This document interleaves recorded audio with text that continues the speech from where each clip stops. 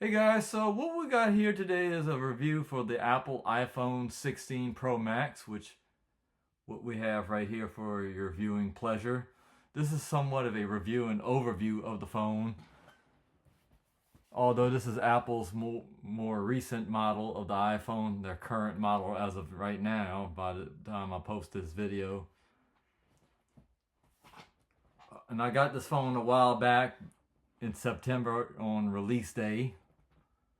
So I'm going to talk a little bit about this phone in particular, that it does come with iOS 18, of course, which we all know. And a little bit on the exterior of the phone, even though this is the black titanium, even though I got it in a cover. So if you're familiar with the iPhone 15 and 15 Pro, you have your action button, which you can customize it to adjust the ring, turn the ringer on and off, or make it any shortcuts to any certain apps on your phone. You do have your typical volume controls. And what's new on the iPhone 16 and 16 Pro models is this little button right here to get to the camera, which I'll show you that in a bit. And you have your typical button right there. If you update to the later version of iOS 18, you'll be able to fully use Apple Intelligence by holding down the button to access Siri, which is pretty cool. The way how when you access Siri, how it just lights up. Which Apple Intelligence is also available on the iPhone 15 Pro, I believe. Excuse me for about that. And if you're also one thing to note, if you're familiar with the iPhone 15, you do have USB-C, of course, on the iPhone 16. Ever since Apple replaced the Lightning port. And use the camera button, it's all you just do. You just hold down this little button, and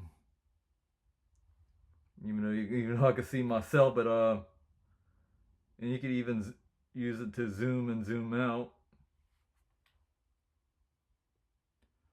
And you do have the dynamic island, which is cool to interact with your iPhone and multitask in between different apps, especially if you're familiar with the iPhone 14 Pro and 14 Pro Max.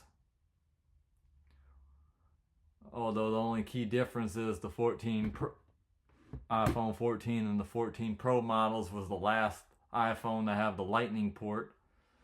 You do have a 48 megapixel fusion camera and another 48 megapixel camera and a 12 megapixel telescopic camera. But if you're coming from a regular sized Pro model iPhone to a Pro Max, is basically well worth it if you want something with like a bigger screen and something that has improved battery life. But overall,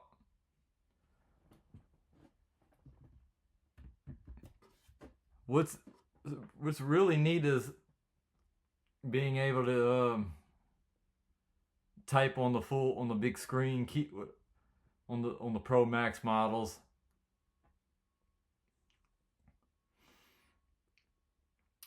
And this one is the 256 gigabyte model. And it's a well-worthy upgrade if you're coming from especially if you're coming from an older iPhone that has like the notch at the top. And this one got the A18 chip. So yeah, that's the iPhone 16 Pro Max for you. So hope you guys enjoyed this little short review. And thanks for watching.